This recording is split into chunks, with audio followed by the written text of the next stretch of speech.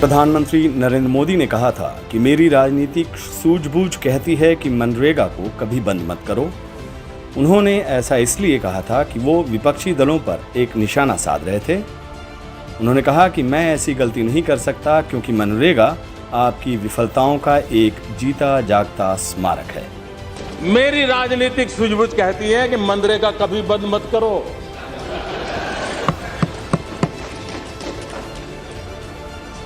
मैं ऐसी गलती नहीं कर सकता हूं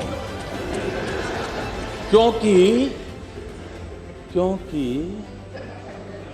मनरेगा आपकी विफलताओं का जीता जागता स्मारक है। नवजीवन में आकार पटेल लिखते हैं कि मोदी तो पहले ही खर्च कर चुके हैं अपनी अर्जित राजनीतिक पूंजी, मौजूदा संकट से कैसे निकलेंगे। वो आगे लिखते हैं कि प्रधानमंत्री नरेंद्र मोदी ने किया क्या। उन्होंने इस योजना को स्वाभाविक रूप से मरने दिया क्योंकि उनका तो दावा था कि वे लोगों को बेहतर नौकरियां पैदा करेंगे। इसके लिए उन्होंने इस योजना के मद में फंड को कम करके और कम से कम लोगों तक इस योजना की पहुंच करके किया। सरकार के कामकाज संभालने के बाद केंद्रीय मंत्री नितिन गडकरी ने कहा था कि मनरेगा को देश के 1/3 से भी कम जिलों तक सीमित किया जाएगा।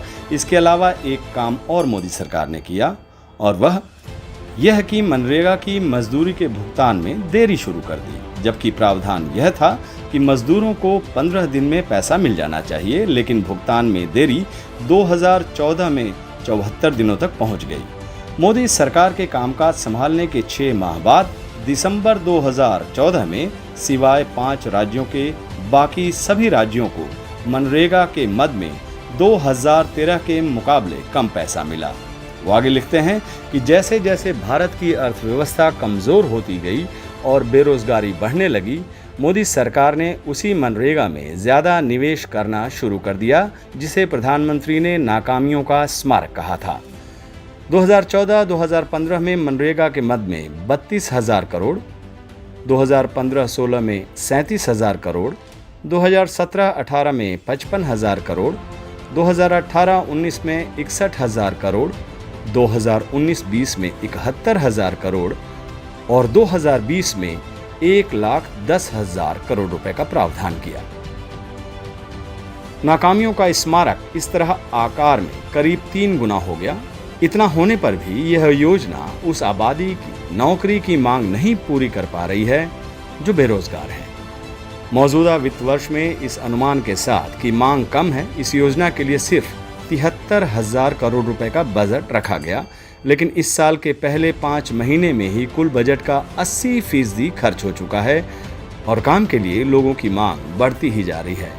मनरेगा के तहत लोगों को ग्रामीण इलाकों में कम से कम 100 दिनों के रोजगार की गारंटी 200 रुपये दिहाड़ी पर देने की बात है। यह गारंटी सभी रजिस्टर्ड परिवारों के लिए है, यानी परिवार को साल में 20,000 रुपये की आमदनी होगी। इस योजना के तहत देश के 13 करोड़ परिवार रजिस्टर्ड हैं, जो कि देश के कुल करीब 25 करोड़ परिवारों के आधे के आसपास है। 2016 में करीब 24 लाख जॉब कार्ड की कमी थी, लेकिन नोटबंदी के बाद जॉब कार्ड की संख्या 18 लाख बढ़ गई थी। इसका सीधा अर्थ है कि जब आर्थिक संकट आता है तो परेशान और गरीब भारतीय मनरेगा का ही सहारा लेते हैं जीवन चलाने के लिए। एक तरफ जहां मनरेगा में स्थिति कुछ बेहतर दिखती है, वहीं गैर मनरेगा नौकरियों में हालात एकदम अलग हैं। अशोका यूनिवर्सिटी से संबंध centre for economic data and analysis के एक अध्ययन से सामने आया है कि पिछले साल मनरेगा की मांग में 1.5 करोड़ की बढ़ोतरी हुई है, यानी नोटबंदी के बाद जितनी मांग बढ़ी थी उससे 8 गुना ज्यादा। लेकिन दुर्भाग्य से देश के बड़े राज्यों में सरकारें उन लोगों को रोजगार नहीं दे पा रही है जिन्हें इसकी जरूरत है। उत्तर प्रदेश में प्रति रजिस्टर्ड परिवार का औसतन सिर्फ 18 दिन का रोजगार मिल रहा है, बिहार में सिर्फ 11 दिनों का, यानी यूपी में परिवारों को सिर्फ 3600 रुपये और बिहार में सिर्फ 2,000 रुपये सालाना आमदनी हो रही है। क्या इतने पैसे से कोई परिवार काम चला सकता है? हकीकत यह है कि 95% के करीब रजिस्टर्ड परिवारों को पिछले साल 100 दिन का काम नहीं मिला। यह स्थिति जिसमें आज हम हैं। सेडा के सर्वे में जो दूसरी बात सामने आई वह यह है कि युवाओं को कहीं और अस्थायी रोजगार नहीं मिल रहा है, और वे भी अब मनरेगा के तहत काम तलाश रहे हैं। 18 से 30 वर्ष के 20% युवा 2018 में मनरेगा के तहत काम तलाश रहे थे। इनकी संख्या करीब 2 गुना होकर इस साल 37% पहुंच गई है। सरकार के अपने आंकड़े भी बताते हैं कि 15 वर्ष और उससे अधिक उम्र के ऐसे लोग जो काम कर रहे हैं, उनकी संख्या कुल कार्यबल का 40% है। अमेरिका में यह संख्या 60% है, जबकि थाईलैंड में 70%, चीन में 70% से ज्यादा है। भारत में काम में शामिल होने वाले लोगों का प्रतिशत पाकिस्तान और बांग्लादेश से भी कम है।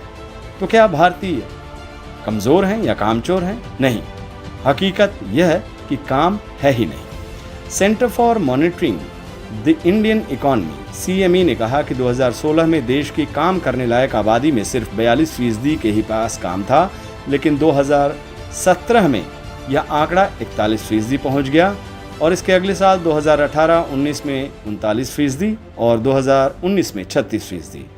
आज की तारीख में जितनी भारतीय काम कर रहे हैं, उनकी संख्या आज से 5 साल पहले से भी कम है। हालांकि इस दौरान देश की आबादी में 7 करोड़ का इजाफा हो चुका है।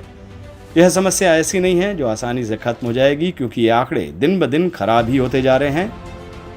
आकार पटेल लिखते हैं कि इस सब का जितना असर पड़ चुका है और अब भी कितना असर हो रहा है, इसका पूरी तरह आकलन किया ही नहीं गया, क्योंकि देश की राजनीति तो किन्हीं और ही मुद्दे पर केंद्रित है।